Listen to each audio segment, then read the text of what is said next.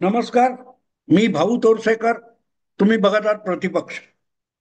मित्रांनो, आपल्याकडच्या म्हणजे भारतातल्या विरोधी पक्षांना सध्या एक यक्ष प्रश्न पडलेला आहे की जे बांगलादेशमध्ये झालं, जे श्रीलंकेत झालं, ते आता नेपाळमध्ये होतंय. मग हे भारतात का होत नाही? म्हणजे भारतात अराजक माजावं आणि ते अराजक माजून नरेंद्र मोदी किंवा भारतीय जनता पक्ष यांचं जे सरकार आहे हे कोसळून पडावं. आपण ते सरकार पाडू शकत नाही. आणि त्यामुळे आता एकच मार्ग आहे की इथे दंगल हिंसा माजावी, अराजक यावं आणि त्यातून मोदींचा पराभव व्हावा. आपल्या हातात ते राहिलेलं नाही, आपण ते हरवू शकत नाही. या हताशा आणि निराशाग्रस्त मनस्थितीतून हा विचार पुढे येतो की जे बांगलादेशमध्ये, म्यानमारमध्ये, हिमाचल काय तो श्रीलंका किंवा नेपाळमध्ये होतं ते भारतात का होत नाही? याचं उत्तर मित्रांनो साधं सरळ आहे. साधं सरळ आहे. पण त्या उत्तराचे दोन भाग आहेत. असं म्हटलं जातं, सांगितलं जातं की हे सगळं डीप स्टेटचं काम आहे. डीप स्टेट याचा अर्थ परकीय शक्तींचा हस्तक्षेप. कुठल्याही अशा छोट्या मोठ्या देशामध्ये आंदोलनं उभी करायची आणि तिथे निवडून आलेली सरकार उद्ध्वस्त करून टाकायची आणि मग लष्कराच्या हाती कारभार आणायचा. हा अमेरिकन किंवा वेगवेगळ्या पाश्चात्य देशांच्या गुप्तचर खात्याचा हा एक कार्यक्रम असतो. आणि मग त्यामध्ये रॉकफेलर फाउंडेशन किंवा अशी जी काय वेगवेगळी फाउंडेशन, कुठचा तो सोरोस आहे त्याचं फाउंडेशन, हे त्यासाठी आवश्यक असलेला पैसा पुरवतात. तो पैसा वेगवेगळ्या स्वयंसेवी नावाच्या बोगस संस्थांना देऊन त्या त्या देशाची संपूर्ण अंतर्गत व्यवस्था असते, मानसिकता असते, ती पोखरून काढतात. मीडिया, विद्यापीठ, वेगवेगळ्या सामाजिक व्यवस्था, जातीपाती अंतर्गत असलेली सामाजिक जातीपातींची वीण, आर्थिक विषमता, विकासाचे मुद्दे, यातून काही ना काही खुसपट काढून आंदोलनं पेटवायची आणि त्या आंदोलनाचा असा भडका उडवून द्यायचा की तिथल्या लोकशाही मार्गाने निवडून आलेल्या पण तितकासा उत्तम कारभार न करू शकणाऱ्या सरकारची व्यवस्था डळमळीत होते. आणि अशा वेळेला ते सगळं अराजक, ती सगळी हिंसा आवरण्याचा एकमेव मार्ग त्या सरकारकडे शिल्लक उरतो, तो म्हणजे पोलिसांचा आणि शस्त्रबळाचा वापर. आणि तेही शक्य झालं नाही तर सरळ लष्कर आणायचं, कर्फ्यू लावायची, संचारबंदी लावायची आणि सगळा देश तुरुंगात टाकल्यासारखा घराघरात कोंडून टाकायचा. आणि मग त्यातून अधिकच अराजक झालं की लोक प्रक्षुब्ध होऊन रस्त्यावर उतरतात आणि मरणाची भीती न बाळगता अधिक हिंसा सुरू करतात. हे श्रीलंकेत झालं, हेच बांगलादेशमध्ये झालं, म्यानमारमध्ये पण झालंय आणि नेपाळमध्ये आता चालू आहे. पण याची एक गोष्ट लक्षात घेतली पाहिजे, यामध्ये परकीय शक्तींचा हात आहे, निसंशय आहे. पण एक गोष्ट मी नेहमी सांगतो, ती म्हणजे पोषक परिस्थिती नसेल तर परकीय शक्तीचा कितीही हस्तक्षेप झाला तशी अशी अराजक हिंसा आणि दंगे धोपे होऊ शकत नाहीत. एका ठिणगीने फटाक्याचं दुकान किंवा दारूचं कोठार ह्याचा भडका उडतो. पण तिथे दारूचं कोठार असतं, फटाक्याच्या दुकानामध्ये ज्वालाग्राही वस्तू असतात. अनेकदा आपण बघतो रस्त्याने जाताना टँकर दिसतात, त्या टँकरमध्ये वेगवेगळे ज्वालाग्राही रसायन आणि द्रव पदार्थ असतात. त्याच्यावर लिहिलेलं असतं ज्वालाग्राही पदार्थ म्हणून. म्हणजे त्याच्या पेट्रोल पंपाच्या जवळ जाऊन तुम्ही जर सिगरेट ओढत असाल, बिडी फुंकत असाल तर ते तुम्हाला हाकून लावतात. अगदी तुमच्या वस्तीमध्ये कुठे छोटं मोठं फटाक्याचं दुकान असेल, तो दुकानदार बिडी पिणाऱ्याला जवळपास उभा करत नाही. का करत नाही? कारण त्याची एक ठिणगी सुद्धा त्या दुकानाचा भडका उडवून देऊ शकते.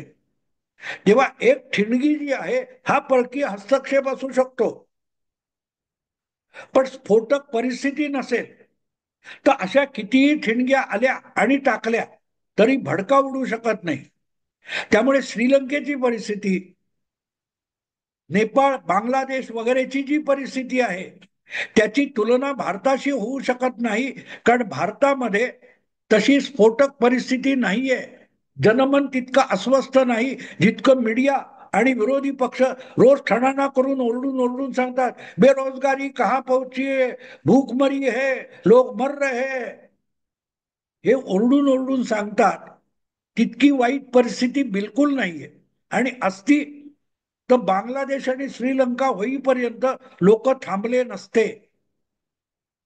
लोक थांबले नसते.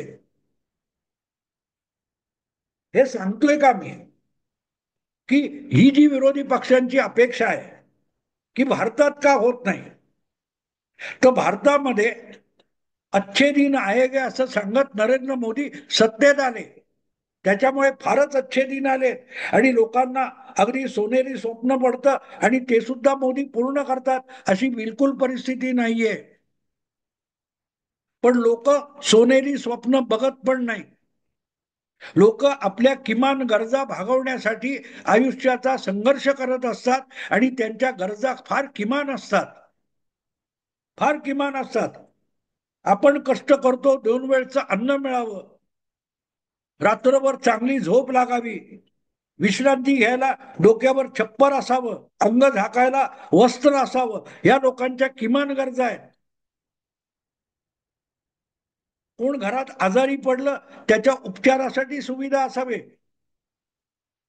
दूर दूर इकडे तिकडे कुठे जायचं असेल तर रस्ते असावेत, विजेची सोय असावी, घरपोच पिण्याचं पाणी मिळावं, घरपोच नाही तरी कुठेतरी नजीक असावं. या ज्या मूलभूत गरजा आहेत या ज्या भागतात, त्यानंतर लोक स्वतःला समाधानी मानतात, सुखी नाही, समाधानी मानतात.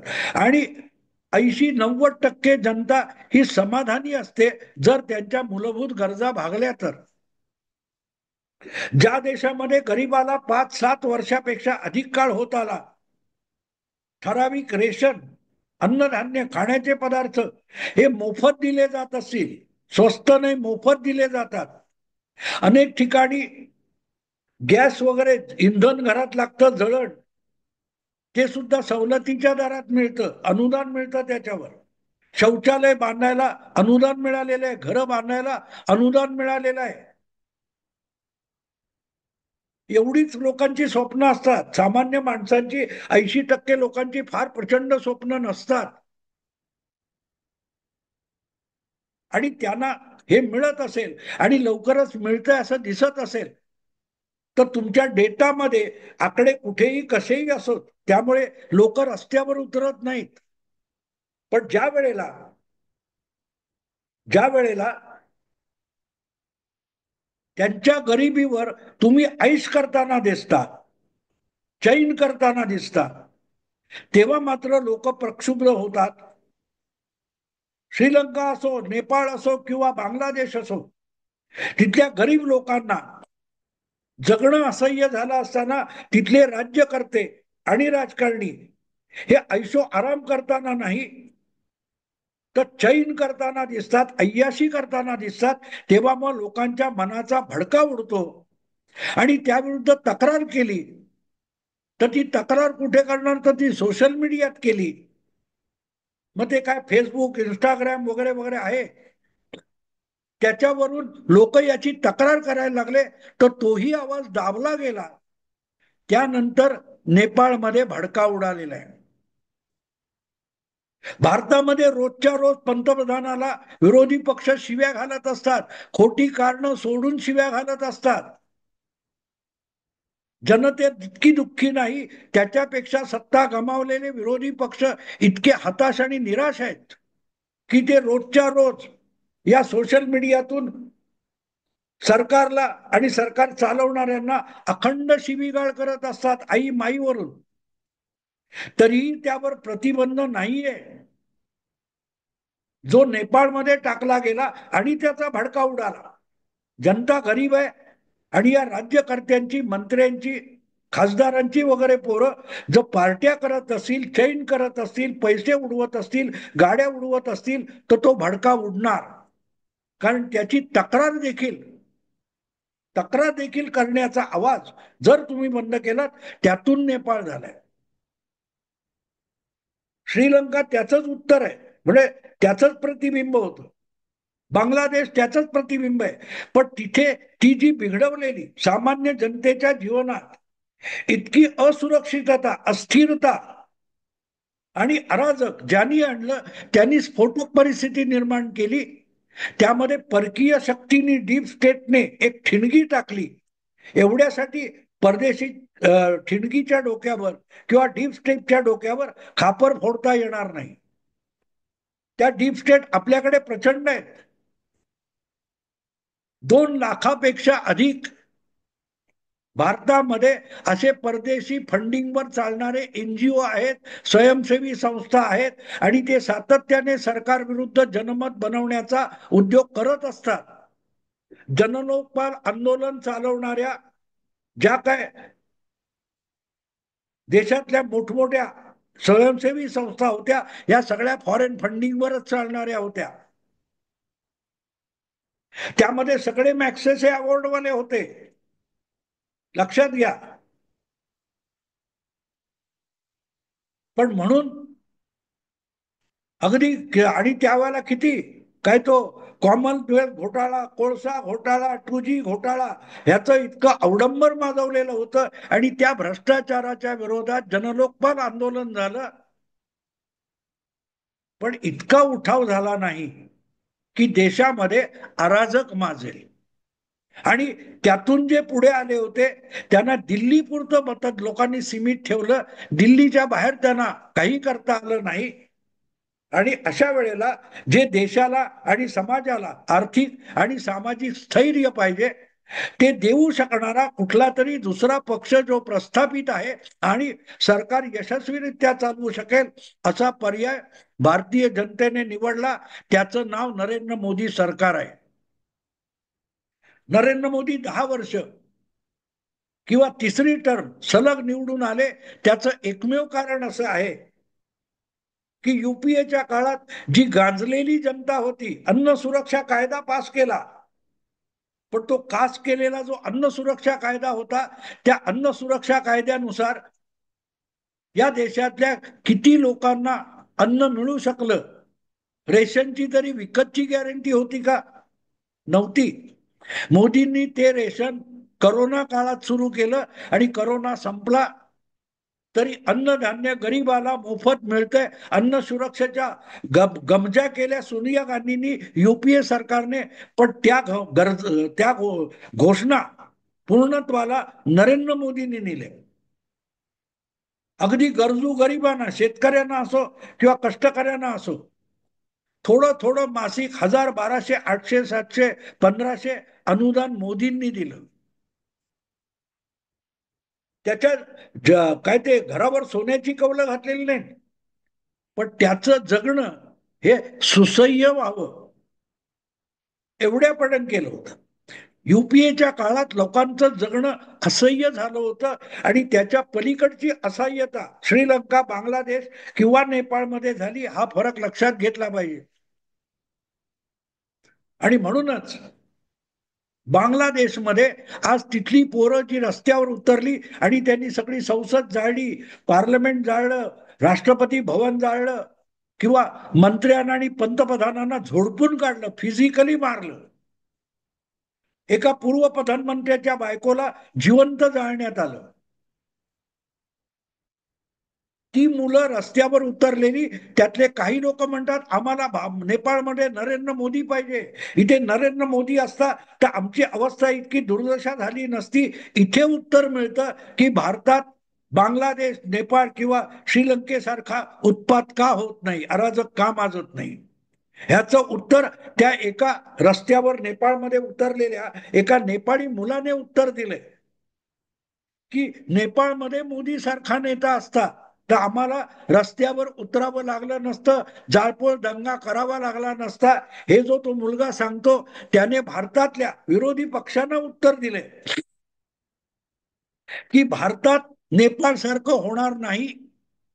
लक्षात ठेवा, नेपाळ मधला तो एक आंदोलन, जो व्हायरल झालेला व्हिडिओ आहे, तो जे सांगतोय ते भारतातल्या विरोधी पक्षांना, निराशाग्रस्त विरोधी पक्षांना त्या मुलाने दिलेलं उत्तर आहे. यांना पडलेला प्रश्न आणि उत्तर देणारा मुलगा आहे तो नेपाळी आंदोलक आहे. तो सांगतो आमच्याकडे मोदी असता तर असा उत्पात झाला नसता. याचा अर्थ तो सांगतो की भारतात आमच्यासारखा उत्पात होऊ शकत नाही, कारण तुमच्याकडे नरेंद्र मोदी आहे, तुमच्या देशाचा पंतप्रधान नरेंद्र मोदी आहे, आणि म्हणूनच भारतामध्ये असे दंगे धोपे आणि उत्पात होऊ शकत नाही. मोदी सारखा नेता ज्या देशात असतो त्या देशामध्ये प्रक्षोभ निर्माण होऊ शकत नाही, प्रक्षोभातून आंदोलन भडकू शकत नाही, जाळपोळ होऊ शकत नाही. कारण जास्तीत जास्त लोकसंख्येला जीवन सुसह्य करणारा आणि उरलेल्यांना त्या दिशेने घेऊन जाणारा नेता त्या देशाला स्थैर्य देत असतो, स्टॅबिलिटी देत असतो, त्यांच्या जीवनामध्ये भविष्याची आशा जागवत असतो, त्यांच्यातला पुरुषार्थ जागवत असतो. त्यातून तो देश आणि तो समाज स्थिर होतो, त्याला जगण्याची आशा निर्माण होते, आणि आशा नव्हे तर विश्वास निर्माण होतो. तो विश्वासच त्या देशाला स्थिर बनवतो आणि सरकारला स्थिर बनवतो. हे एका आंदोलनाने मोदी या शब्दातून दिलेलं उत्तर आहे, जे इथल्या राजकीय पक्षांना, राजकीय विश्लेषकांना, विरोधकांना आणि पत्रकारांना समजत नाहीये. ते उत्तर त्या नेपाळच्या एका आंदोलन करणाऱ्या तरुण मुलाने दिलेलं आहे, की नेपाळमध्ये मोदी असता तर आम्ही कुठल्या कुठे गेलो असतो. याचा अर्थ तो काय सांगतोय, की भारतात मोदी आहे आणि भारताला तो प्रगती पथावर घेऊन चाललेला आहे, सुरक्षित आणि विकसित समाजाकडे घेऊन चाललेला आहे. मोदी आमच्याकडे असतं तर झालं नसतं, आणि म्हणून तो सांगतोय की तुमच्याकडे मोदी आहे तर तुम्ही सुरक्षित आहात, तुम्हाला दंगल करण्याची गरज नाहीये. हे आमचं दुर्दैव आहे की आम्हाला असलेले नालायक, डावे, पुरोगामी, कम्युनिस्ट अशा पक्षांचे अय्याश नेते जाळपोळ करून हाकलावे लागले. हे नेपाळ मधला एक आंदोलक भारतातल्या डाव्यांना, पुरोगाम्यांना सांगतोय की मोदी सारखा नेता हवा. आमच्याकडे सगळे डावे, पुरोगामी, कम्युनिस्ट, माओवादी असे नेते होते आणि त्यांना मारून, लाथा मारून बाहेर काढावं लागलंय. तुम्हाला त्याची गरज नाही, तुमच्याकडे मोदी आहे. मोदी ही भारताची सगळ्यात मोठी संपत्ती आहे, त्याला टिकवा. भारत प्रगतीशील होईल, भारतात कधीही दंगा फसाद होणार नाही, असंच तो तरुण मुलगा सांगतो. हे समजून घेतलं तर सोपं आहे. भारताचा नेपाळ का होत नाही, बांगलादेश का होत नाही, याचं उत्तर त्या एका मुलाने दिलंय. ऐकायचं असेल ऐका, नाहीतर जे तिकडच्या डाव्यांचं झालंय ते इथल्या डाव्यांचं व्हायला वेळ लागणार नाही. एवढाच इशारा देऊन थांबतो. आवडलं लाईक करा, शेअर करा आणि प्रतिपक्षाला सबस्क्राईब करा. नमस्कार.